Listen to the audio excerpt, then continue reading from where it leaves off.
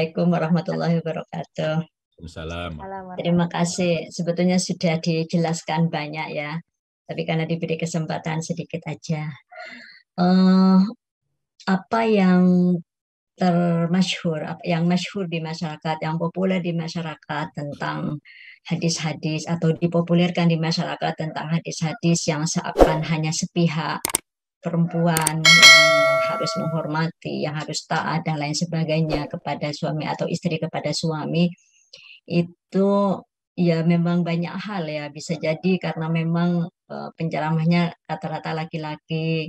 Kalaupun perempuannya juga memang mendengar dari laki-laki dan selama ini yang dia dengar hanya itu, misalnya seperti itu. Dan yang lebih penting memang hadis-hadis itu kemudian digunakan dengan menggunakan pendekatan hukum, tidak menggunakan pendekatan akhlak sebagaimana yang sering Kang Fakih sampaikan. Padahal Islam itu kan sebetulnya Islam, iman, dan apa namanya ihsan ya. Seringkali ihsan ini memang dilupakan gitu. Padahal tiga-tiganya itu harusnya terintegrasi sehingga setiap ada diktum atau doktrin ajaran agama yang terkait dengan laki-laki maupun perempuan, relasi suami atau istri itu memang kalau difahami secara integratif tiga hal itu saya kira kemudian kalau dengan bahasa Mas Fakih yang kemudian dengan ini dengan apa metode mubadalah itu saya kira selesai gitu. Tapi memang ini perlu pengajian Mas Fakih ini kayaknya perlu mengundang banyak peserta laki-laki kayaknya Kang Fakih. Sebab kalau yang perempuan itu kayaknya enak aja gitu karena apa menguatkan atau memberikan perspektif lain bagi perempuan. Jangan-jangan malah kemudian menjadikan ketidakharmonisan dalam keluarga. Maka kalau misalnya yang diundang lebih banyak laki-laki lagi ini bagus. Makasih Mas Fakih semuanya. Sama-sama. Dan Ya, moderator juga. tugas kita semua, iya, tugas kita semua untuk menghadirkan Mas Ube ini. Dan Ya, kalau kemarin kan banyak kemarinnya, atau kan strateginya saya kira bisa banyak. Kita ajak semua, kan semua perempuan punya laki-laki, bisa iya anak, betul. bisa teman, bisa suami, kan diajak. Kenapa tidak diajak gitu loh? Atau kalau enggak dikirim videonya atau dipecah-pecah videonya jadi kecil bikin aja silahkan. Ini kan video panjang mungkin dipecah teman-teman yang kreatif bagikan kepada laki-laki, jangan menunggu. Ini kan seringkali menunggu. Kewajiban kita semua ya. Ya, coba dong, nggak usah coba ya apa yang kita bisa mari kita lakukan. Ya, saya sama Mbak Nur ya sudah sering sudah banyak melatih laki-laki. Cuma di forum ini memang kadang-kadang ya memang yang tertarik banyak ke perempuan. Tapi usaha itu sudah kita lakukan. DKUP Fahmina itu juga laki-laki dilibatkan. Daurah kader ulama pesantren. Rahima juga misalnya punya PUL, misalnya pengkaderan ulama laki-laki juga dilakukan. Kalau Kemenag itu kan KUA. Nah ini yang seperti ini itu kita lakukan ke KUA. KUA seluruh Indonesia sudah 3.000 lebih yang kita latih. Tapi kan kita melatih kan cuma 3 hari. Cuma 3 hari, mereka mendengarnya bertahun-tahun dari yang lain. Harapnya masih lama harapannya. Belum imbang. Ada nggak yang berbekas banyak? Di Lampung kalau ada Mbak Mufliha di sini, itu ada seorang kepala KUA yang namanya M. Sapri, itu keren sekali. Dia mulai sejak ketika Bimwin bahkan meminta suami istri untuk bikin fakta mubadalah. Kesepakatan mubadalah gitu sehingga tidak menuntut saja tapi juga melayani. Itu kan harus suami yang ngomong, harus istri bareng. Kalau segot talik tolak itu kan cuma suami yang ngomong. Kalau fakta mubadalah itu bareng suami istri sepakat untuk saling dalam kehidupan rumah tangga, saling berbuat baik. Di Jogja itu ada Kulon Progo sama Gunung Kidul. KUA-KUA-nya ya berkali-kali ketemu sama saya, berkali-kali artinya lebih dari 3 kali. Lalu mereka juga bikin hal yang sama. Bikin khutbah nikah yang berbeda dari biasanya. Bikin fakta dari mubadalah, terus ceramah mereka. Tapi apakah itu selesai? Ya tidak juga. Ini kan harus terus-menerus. Iman itu yazidu wa yanqus. Untuk iman saja kita semua ini begitu. Karena itu ya bareng, mari kita bareng-bareng.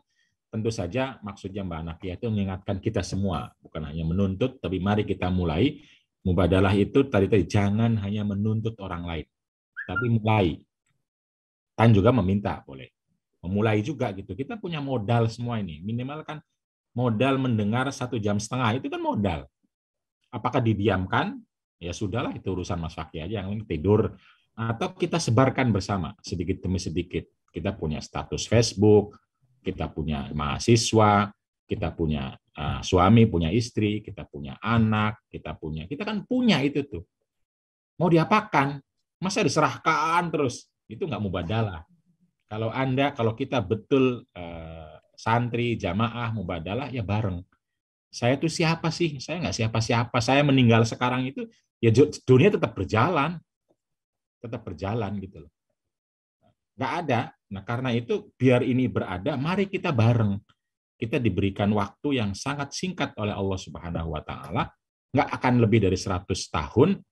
Kita diminta menjadi khalifah fil ard, liya'muru fiha.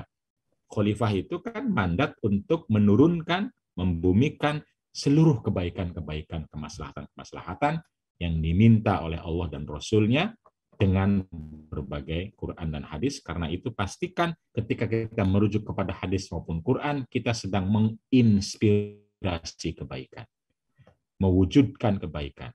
Jangan sebaliknya, diskriminasi, mengontrol, menyalahkan, membuli, dan lain-lain. Tapi sebaliknya justru memberi rahmah, menjadi anugerah, berbuat baik, maslahah, akhlakul karimah. Dan akhlakul karimah itu lagi ya, jangan hanya menuntut ke orang, tapi juga refleksi ke diri. Seperti yang contoh tadi, kalau lagi buruk, mah, pah, ini anakmu. Gitu. Tapi kalau lagi baik, ini anakku. Itu nggak mubadalah. Yang mubadalah tadi misalnya, saya sudah berbuat apa ya? Saya kan punya ini. Dan saya meminta apa kepada Kang Fakih, kepada Mbak Nakia gitu. Apa yang saya minta? Apa? Jadi mari kita bersama-sama, semua punya modal, tinggal dipakai atau tidak, mari kita pakai. Jadi itu secara umum ini mengingatkan kita semua, termasuk saya sendiri, agar supaya terus-menerus dalam dinamika hidup ini pasti ada kekurangan, pasti ada persoalan, pasti ada marah. Ini manusiawi. Tetapi kata Al-Quran kan balik kita untuk fa'idha faraghta fansob. Gitu loh. Sudah menjadi manusia yang gitu-gitunya, ayo mulai lagi. Marah, oke. Setelah itu ayo mulai lagi. Untuk liutamima makarimal akhlak. Bagaimana respon kita, tentu saja berproses seperti kata Mbak Pasaria. Nggak ada yang langsung, kita manusia pasti berproses. Tapi jangan berhenti prosesnya. Hanya karena ada tantangan A, B, C. Prosesnya terus gitu loh. Karena kita akan menuju untuk bertemu dengan Allah Subhanahu wa Ta'ala, dengan dimana kita menjadi betul-betul orang yang khalifah dengan akhlakul karimah. Kita berharap ketika bertemu sama Allah, kita dicatat sebagai orang yang betul-betul berusaha dan melakukan akhlakul karimah dengan berbagai tantangan, persoalan, dan lain sebagainya. Mudah-mudahan itulah yang akan terus kita lakukan dan memperoleh hidayah, maunah, dan taufik, dan lain-lain yang membuat kita terus menjadi muslim dan muslimah yang rahmah, menjadi anugerah, dan juga berakhlakul karimah, karena itulah satu-satunya kata Nabi yang akan membuat kita dekat dengan majelis Nabi Muhammad SAW di akhirat nanti.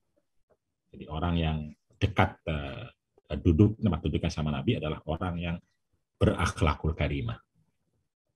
Itu Mbak Zahra, ya.